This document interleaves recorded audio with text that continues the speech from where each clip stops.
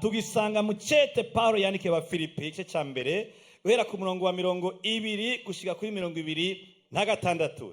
Abafilipi igice ca ntibabaho mirongo. Igice ca mbere guhera ku murongo wa 20 gushika kuri 20 na kangahe na gatandatu. Murashaka kuraba imbere atubwira ngo nkuko niteze cyane nkizigira yuko atazogira ikintu kimaramaza. Haleluya. Ariko ko mu bushizi bw'amanga bwanje bwose Kristo aheshwe icyubahiro n'umubiri wanje nkuko bihora biba, nanone ko ariko bizoba, naho noba meze gute, naho noba ndiho canke naho noba naragize nte narapfuye. 21. Kuko kubwanje nagomba tujane n'ishengero, kuko kubwanje kuba ari nde Kristo kandi gupfa ari iki. Nagiye n'amarira. Oya batubwiye ngo kubaho ni Kristo no kubaho, gupfa ni Kristo no kubaho ni nyungu. 22. Ariko namba ari kubaho mu mubiri ico kizonyamira imbuto z'igikogwa, kandi sinzi ico ngirante, sinzi ico mpitamwo, ndazazaniwe. Confusion permise dans le Seigneur. Ndazazaniwe muri ivyo bibiri, kuko nifuza gutaha ngo mbane na Kristo, kuko ari cyo kirushirije cyane. 24. Yamara kuguma mu mubiri nico cogirante, nico corushiriza kungira ikimazi, kubagirira ikimazi, kandi ko nizigiye ivyo ndazi neza yuko nzogumaho nkabana namwe mwese, kugira ngo muje imbere munezere ukwizera. Umurongo wa nyuma ngo muze murushirize kunyirata muri Kristo Yesu subiye kugaruka iwanyu. Amashi menshi ku ijambo ry'Imana. Ubutumwa buravuga ngo wohitamwo iki kubera iki,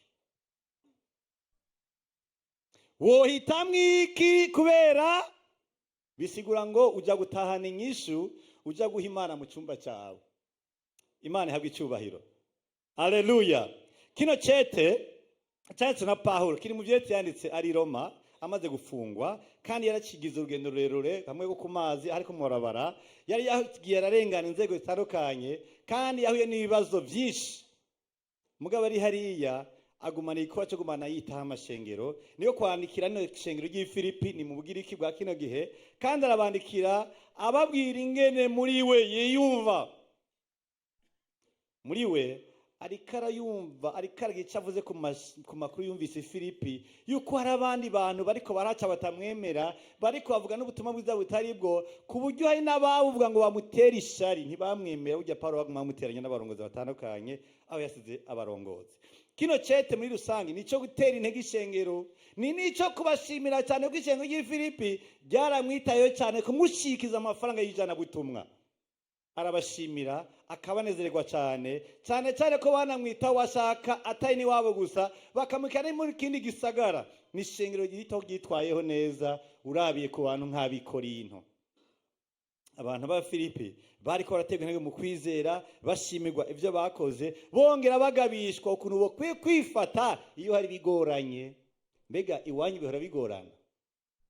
Bihora bigorana mu kazi canke mu miryango canke mu muvukano canke ahantu kanakuri?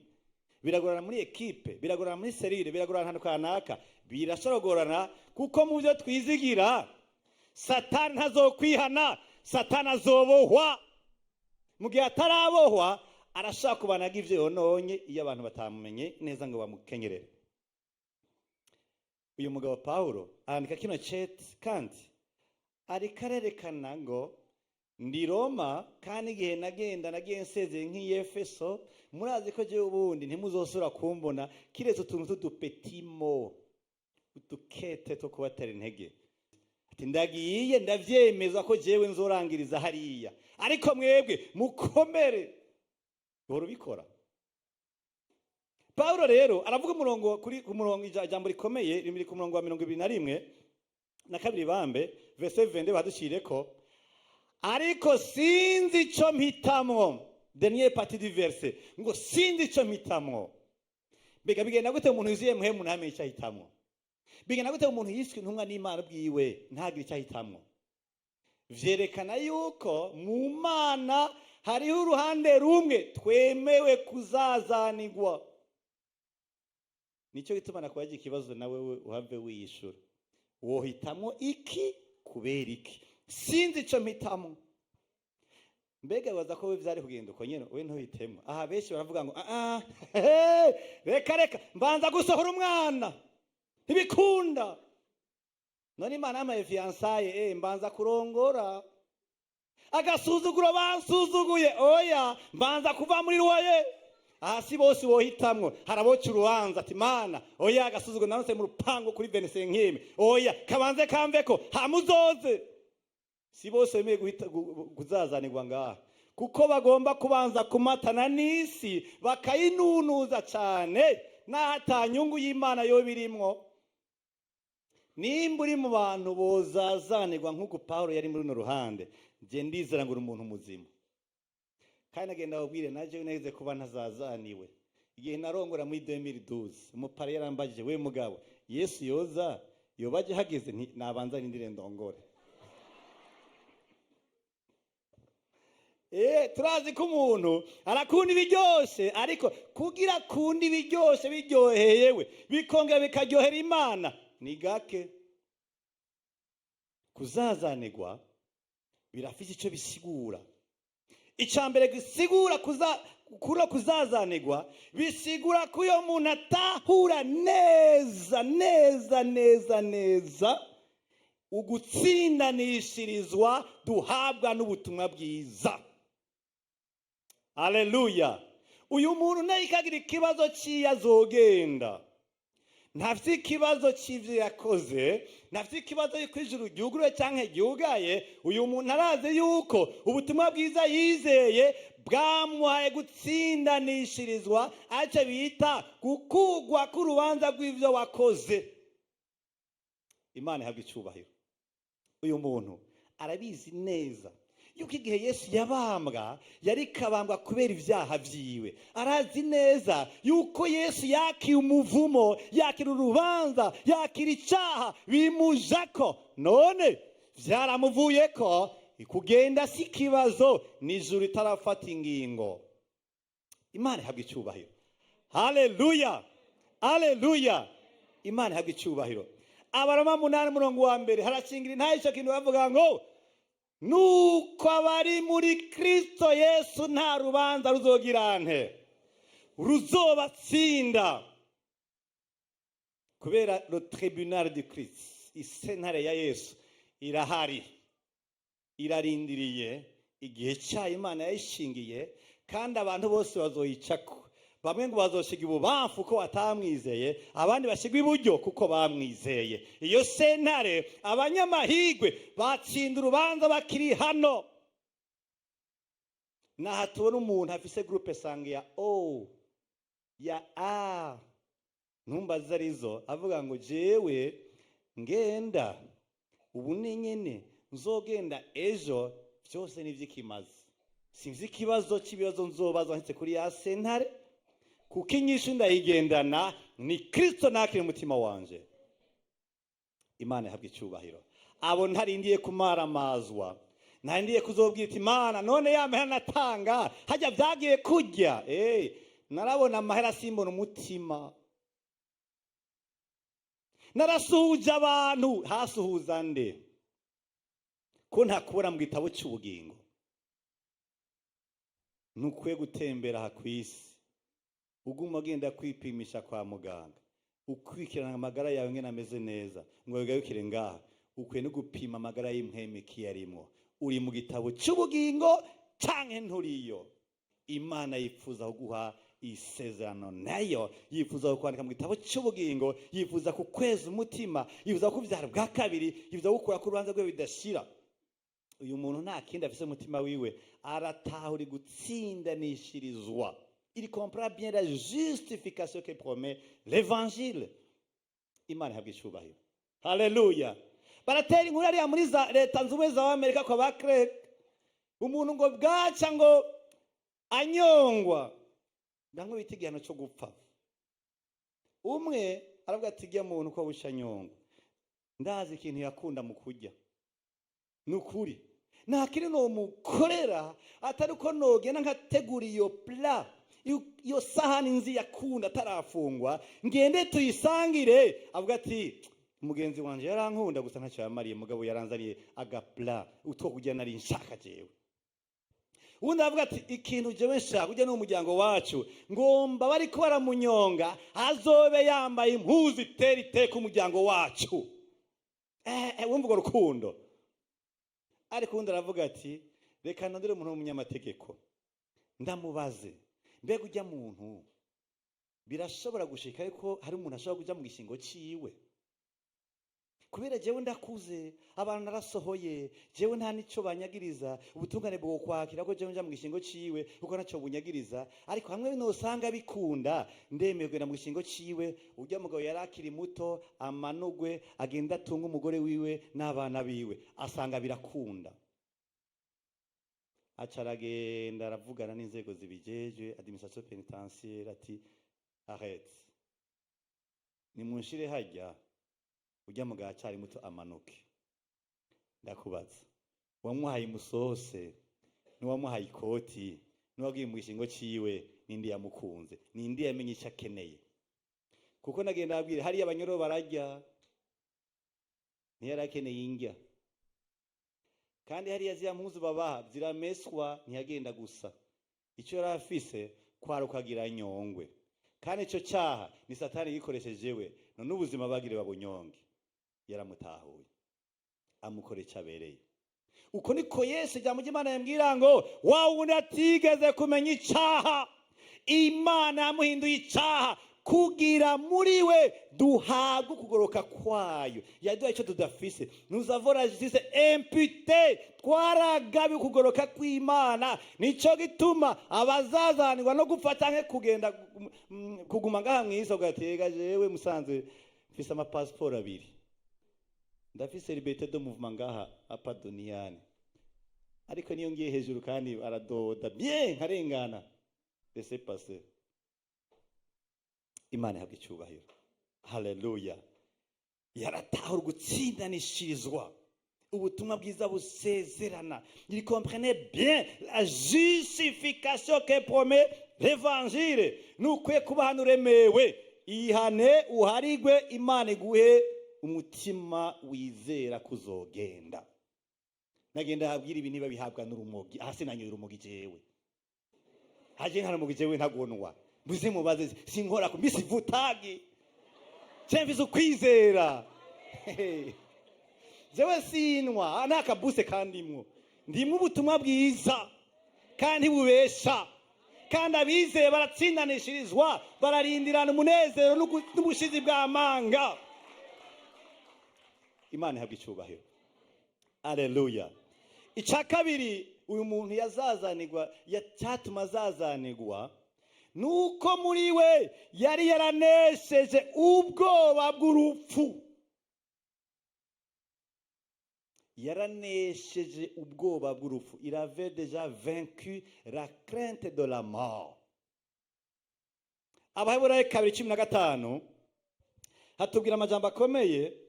Hébreux 2:15 hatubwira ngo kugira ngo arokora abajakari ubwoba bwande. Hari abantu bafite ikomere cya découvert, sivyo? Ni ikomere cya rowaye. Ibyo byose nibazo bidukomerekeza ngaha mw'isi. Mbwana genda habwire, hari n'ikindi genda cinyegeje gifata abize n'abatize, igafata abatama n'abantu bakiri bato, ni ikintu bita ubwoba bw'urupfu. Ariko ubutumwa bizatubwira ngo yaraje, bari kuvuga kuri Yesu hajya ngo yaraje ngo arokora abajakari ubwoba bw'urupfu bose ngo iminsi yose yo kubaho kwabo. Nagenda babwire, iyo abangaba dusaba faux prophets, kavuga ati ngaha ari umugabo w'imvi agiye gupfa mardi, ora ibintu bibera ngaha Dimana mardi uragenda, hari abantu batosura gusinzira gushika mardi, bose gusinzira mercredi. Ntiyari jewe. mugabo ufise ubutumwa bwiza bwaguboye ubwoba bw'uruvuti, none ninagenda mardi sinzoba ngiye hahandi. Iyo nabandanya kubaho nkasanga sindi mu bazogenda, sinari ku kivi cy'umwami. Ngo yaje ngo arokora abazakari ubwoba bw'urupfu bose, ngo iminsi yose yo kubaho kwabo. Burya iyo umuntu ataraboka kuri ubwo bwoba bw'urupfu, akantu kose yavuga ati ndapfuye. Benshi iyo hageze Desembre hamwe bavuga ngo ibimazi ngo biko biratangwa ari byinshi mu kuzimu kwa Satani, ngo abari iminati ngo bakoranye, ngo inama zakoranye, ngo zabere ibuvira, iyi minati ikore ibuvira. Erega ari ibintu baduhenda kubera ko babonye ko imitima yacu ihuha. Nagenda abwire simaka y'iminati ikorana bwira upfe. Imana igukeneye gutuma umubu urazi ko ari ambulance ikomeye, yogenda ikakuzana neza ugashika imbere y'Imana, kuko igutiye malaria wopfa kandi ukagenda. Kandi ikeneye kugutuma dushe yawe yokuzana bien, wewe ntugoye uwundi, ntugoye. Imana igufise ko ubasha bwose, ikeneye kuzana mu bwiza bwawe n'ibyo yigora. Kandi Satani nawe ntajya bisubasha buke. Imana igenda iveya, igendera impande yacu. Imana ihabwa icyubahiro. Haleluya. Danieli 3:17 haratuye ngene Danieli yarageze ahantu agomba kwicwa, avuga ngo yishyura umwami. Mbene jambo bene data 10:18 ngo asangwa ariko bimeze. Naguma munambira hajya hano imbere. Burya muntu burya yangana nk'uko kwiwacu. Ajya amajambo yavuze n'umuntu kandi bashaka ntiyibwara nke namwemo, yarumva gusa afise Imana y'Imana yabase. Ngo asangwa ariko bimeze, Imana yacu dusavye ishobora kudukiza muri iryo ryakumuriro uhinda. Kandi iyo burakudukiza mu kuboko kwawe mugenzi, irabishoboye mugenzi. Haleluya. Mugenzi arashobora kunza cyane ntankize, mugabo ankijije ni sawa, niyo atankije ntabandenganije, umugambi we uburangutse. 18 ariko naho bitoba ibyo, umenye mugenzi ko tutosaba imana zawe canke ngo dusenge ico gishushanyo c'inzahabu uhagaritse. Mbega umuzi umuntu arabwirwa n'umuntu atwara ibihugu ijana 33 kiriya gihe, n'umuntu bavuga ko atihenda, ico bita abamede n'abaperesi. Abuda turi umunsi nirendi mucyo mbyaka ko ari rendi na hari dimanche, ntiyihenda kandi nahindura. Mugabo akagabo kagahunzi kitwa Daniel kababwira bati mbwa mwami, burya ibyo bintu gire bishobora gutuma Imana ikwemerera tugapfa, mugabo kandi irashoye no kudukiriza muri kiya kintu guhavu dushiramo. Numututse numuhangaye, mugabo hari kwavuga umutima udatinya urupfu kubera ubucuti bwiwe n'Imana. Imana ihabwe icyubahiro. Haleluya. Kunesha urupfu rero tubunesha kubera yuko dufise ubusabane bwacu n'Imana. Mu bisanzwe ntukwiye gutinya urupfu nimba Imana ihagije umutima wawe. Imana ihabwe icyubahiro. Haleluya. Paulo ari Efeso aravuga amajambo akomeye asezera akarere kose mashengero menshi yayatumye kwagisha inama abarongozi. Hariya mu byavuze ntumwa igice cya 20 uhera ku 20 nyene bashaka kwadushyirirako Acte 20:20 atubwira ngo kandi murazi ko atajambo ribereye nacishije iruhande kubabwira canke kubigishiriza imbere y'abantu mu nzu no mu yindi. Ariko arabasezera amajambo y'umuze ariko arasezera abandi. 21 nashize intare mu Bayuda no mu Bagiriki y'ukwiya no mu nyonga z'Imana y'ukwizera umwami wacu Yesu Kristo. Ariko arabwira ibyo yizera mu hagati imbere yabo. Mwumviza rero none raba voyez mes amis, ngiye Yerusalemu mboshwe umutima. Iyo waze kubosha umutima si icyaha, yumva ari convaincu que yumva atagukekeranya bifisemwo, arumva ko ari ikintu kibitse kizomubako, mugabo ntazi details zaco, azomenya niyashitkayo.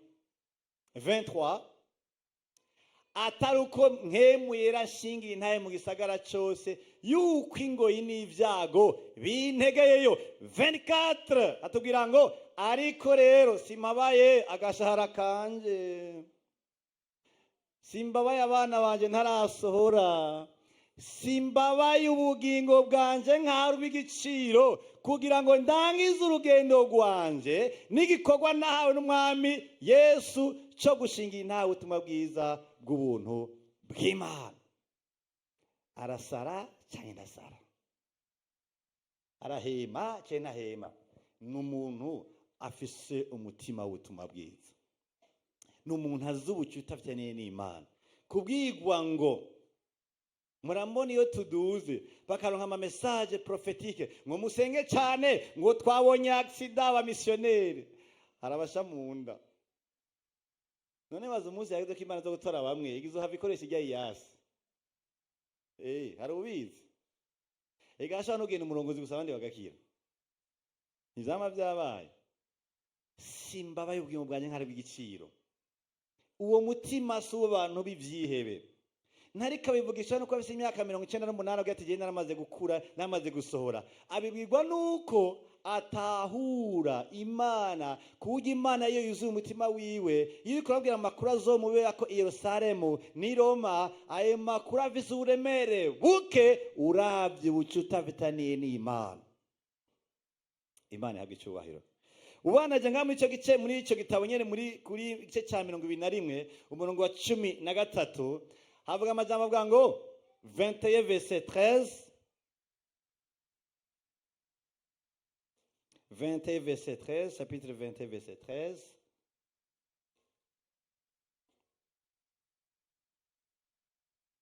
Maze Paulo aratubaza ati mukora ibiki kurira mundandura umutima, siniteguye kuboherwa gusa i Yerusalemu ariko no gupfirayo kubw'izina ry'umwami Yesu.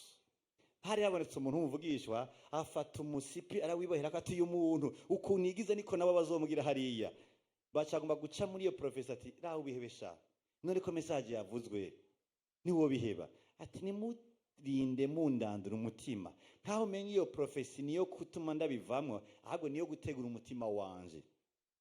Rero siniteguye kubohwa gusa kuko kubohwa hagiye bakubohora ariko niteguye no girante no gupfirayo. Ibihe nk'ibi isi iraryoshe sindakubesha, ubisi iraryoshe, iterambere rirahari, abantu benshi barajya kandi barambaye bafite amasezerano bagira imigambi y'iterambere kandi bikagenda neza. Abantu usanga umenga biko biragenda neza mugabo kandi ukamenga haneza haracitse iwacu, kumbi wacu ni hehe? Ni mwijuru. Imana ihabwa icyubahiro. Haleluya. Uyu muntu none arabaho yarabayeho yarigeze kuba n'umunyavyaha washaka kuturusha yicabera abahora ko bizeye Yesu Kristo ariko ageze ahantu ati niteguye no gupfa nzira ubutumwa bwiza bwa Kristo Yesu. Imana ihabwa icyubahiro. Uyu muntu rero yaranesheje imhemi y'urupfu muri we, yanesheje ubwoba bw'urupfu muri we kubera ati gupfa ni ikintu Imana itegura kandi igitegura. Rero je ndashobora kuba responsable hagene ko nivuza no kwivuza sinogi ibinyica mugabo ndazi ko Imana nkeneye izo ndonka bitayigoye sinkwe guhangayika kubwekeye ivy'urupfu. Imana ihabwa icyubahiro. Haleluya. Ega hamuzoduhamba cyo tubahambe ni bibiri. Sindakubaye. Ni bibiri uzomama cyangirene. Icyo manka guhamba uri muri Kristo. Cyangwa ukampamba ni muri Kristo. Ivyo birakwiye. Nawe niko kumbona je sindeternere ngaha kwisi ndeternere mu mpemu. Nayo bundi aha ivyanje nta nimwe abizi ntimunasenga mbega ngo abisi imyahi ngo azobaha imyahi ngahe ntavye Imana yobabwira. Imana ihabwa icyubahiro. Ubwoba bw'urupfu ni ikintu kineshwa n'ubutumwa bwiza. Imana ihabwa icyubahiro kandi kiri mu vy'Imana dusezeranira. Indoto zije ugiye gupfa uti ninapfa ndi muri Yesu. Ya mafose prophecy wewe uzokenyuka gukenyuka bisigura iki? Imana iraveya ku buzima bwanje. Neshi mpeme y'urupfu mu buzima bwawe. Ni wapfa Imana ikakurekura nta kintu cyo gufata. Uw'Imana irekuye nta wundi yo mufata. Mugo ni Imana yakugumya sha nta muntu yo gushobora gukura amaboko y'Imana. Imana ihabwa icyubahiro. Haleluya. Icyagatatu uyu muntu ahantu yakura kuno kuzazanirwa nuko uyu muntu byasigura ngo kubandanya kubaho ni inyungu z'Imana. Ega abantu benshi babaye ku bwabo nicyo gituma barondera kuguma bafatanye n'isi. kubura guhitamwo byasigura ko Imana ariyo ifise inyungu mu kubandanya kubaho kwacu. Imana ihabwe icyubahiro. Umurongo wa 25 cya 26 muri hajya nyene twari turi hatubwira ngo kandi nizigiye ivyo ndazi neza yuko nzogumaho nkabana namwe mwese kugira ngo muje imbere munezerewe iki ukwizera, ngo muze murushirize kunyirata muri Kristo Yesu nsubiye kugaruka iwanyu. Ugiye kuraba avuga ati ega jewe nje mba mpiriwe mbanje mu kibanza cy'akaruhuko hamwe n'Imana. Mugabo kandi niyo mbandanije kubaho amashengero acakomezwa, ukwizera guca kongerekana ku mashengero y'Ifilipi canke hano kanaka Imana yonkoresa hose baca baronka kukiri muri jewe. Mene majambo kubandanya kubaho kwa Paulo yari inyungu y'Imana. Imana ihabwe icyubahiro. Haleluya. Ejo bundi twarabuze umuntu atari umufamiye mugabo umugenzi wacu. Rero turi ku mpanda umwe bahaye ijambo umukenzi we baravuga ngo ndazi yuko umugabo wanje uwo mubaza ngo agaruke cyane ntagaruke yotora kutagaruka. Atariko twebwe rero twe tukiri ngaha twotora kubana kubaho kuko umuntu yarakijijwe yari yasinye ntahe mu kwizera kwiwe. Navuga ati arantu heza cyane ku buryo ko we yamaze kubona ingene hameze. Ngaha ndazi ko ari abantu bumva ko niko mvuga igishinwa ngaha. Mugabo muguruka amaso y'imwemwe. Erega hasi ko ngina filime niko navuga ubutumwa bwa Kristo Yesu. Uravyumva? Rero hari igihe umenga mu ijuru ni ibintu tukiri inyuma bwiye tubaye turonka ivyisi neza. Ariko nagenda babwire akanyisasi ujya mugabo mubona bakunda kubesha ngo yafise sandari imwe, ntavyo bavuga ko ari sandari imwe. Umunsi yaje ku bicu ukabona ndidugiye ntuzumye gutora ukuboko ngo ndakuzana oya yasha ntabyo gufina nzomufata tujane neza anzane muri ya mariage ya 84 mois 7 amaze kuntunganya neza umugeni wiwe cyo tugakana ngaha igihumbi ngaha. Watakora gufina ntitwizereye ubusa, hari ibyo twizera bidahinduka. Azoza kuntora tuzojana, ntiyababajwe ariko akorera ubusa. Ivyo yakoze arabizi ntivyikimazi. Imana ihabwe icyubahiro. Haleluya. Ariko rero agitebaganye ndafise madame nakwiye kunyidogera, ndafise abana namwe ndafise ndabajejwe sinkwiye kunyidogera. Turabana dukora ibyo tujejwe mu kumurindira. Hari ubuzi ufise uri kurakora kandi ukorera umuntu naho ari make ukorera ijuru, Imana izoguhemba ukundi. Ntiwidoge ngo ni makeye kuko najya make uyabura kandi umuntu ntawo woronka ajya make yabaye akwimye. Saze bari mu bisi bazo gashikayo. None ntibitwa ubukora. Imana ihabwe icyubahiro. Kubaho kwa Paulo vyasigura ngo Imana ibifisemo inyungu, si Paulo ibifisemo inyungu. Kuko yatahuye ngo hari ikibanza nandikiwe ico ndacandikiwe, ariko kandi na hano ku isi nahone ico niko ndakora gisande kwinezeza umutima w'Imana. None kwisumaza iki? Urazi yuko burya hari ahantu bokumva ko wapfuye bokomye amasha ati Imana yadutabaye, bumvise umuntu yapfuye. Ega birashika kubera umuntu agorana mu muryango canke mwishira hamwe kanaka canke uri umurozi canke umunyamacakubiri canke umunyenzi ko ati mana ubwo buntu buvuye kamana aragiye. Ariko nibisigura ko abantu bimviruka nabo nari bazima bose bisika ko bapfuye. Ya bashima upfuye ya wagiye ko bakaca baryoherwa uwo muntu wose barapfuye, harabuze umuganga muri bo.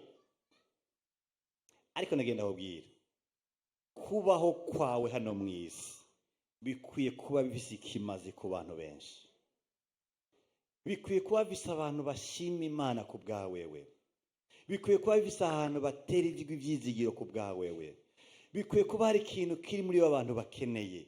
ukwiye kuba waramenya ahantu iwawe ukenewe, ukwiye kuba waramenya ikintu ushoboye abantu baronka kumugisha, ukwiye kuba hari ikintu Imana ikora mu isi ikoranye nawe. Nicyo tubavuga ati jewe ngumye ngaha mu isi muca mugira ukwizera, muca mukomezwa, muca mufashwa, amashengero yanyu azovuka, abarongozi bazokomezwa, muzotegwa ivyizigiro kuko mbandanije kubaho. Mugabo ni Imana yagomba ko ngenda izora n'ibikoresha. Imana habwe cyubahiro. Urugo rwawe hari yiki, mu kazi kawe hari iki, uri utile, uri nkenegwa, hari cyo hamariye, ufise Imana igomba ikora ikije muri kugira ngo abandi bantu baronke. Ani ushaka kuzazanikwa. Ariko benshi nkuko nakivuze mu ntango, abatazazani bavuga ati mwami buraretse kuko tarasa amajambo, tarasa imigambi yiwacu. Hari ikintu ngomba gushikako. Oya, ntibikunda. Amajambo umuntu wese sicyo yavuze ko kibi fo kwagenda maramaye. Hasaza za ndirimbo ngo ombe ya dui yako aishi siku nyingi ili unapobarikiwa ajioneye kwa macho. Aboniki nagira kwe gushima Imana. Amaramare ko wahezagiwe. Uwo mugisha maramaza siwo ufatanye na esprit de vengeance. Nakane ho kwihora. Rero kuramba kwawe turagukeneye, mugabo urambe urukimazi mu gihugu, urambe urukimazi muri serire, urambe urukimazi mu muryango, urambe urukimazi mu ishengero, kuko turagukeneye n'ivyo bintu biri muri wewe. Nimba ubiduha nkuko Imana yagomba ko ubiduha. Imana ihabwe cyubahiro. Haleluya. Ndabipfurije kuzazanirwa rero. Soyez confus, muzazanirwe kuko hano murakenewe no mwijuru murakenewe. Hano kwisi aco muhamariye no mwijuru barabakeneye. Muga ko atari mwe mufata ingingo reka kubijamwo. Imana yavuzemwo ijambo ryanyuma muri vyose. Yesu abahezagire cyane gose. Nakoze.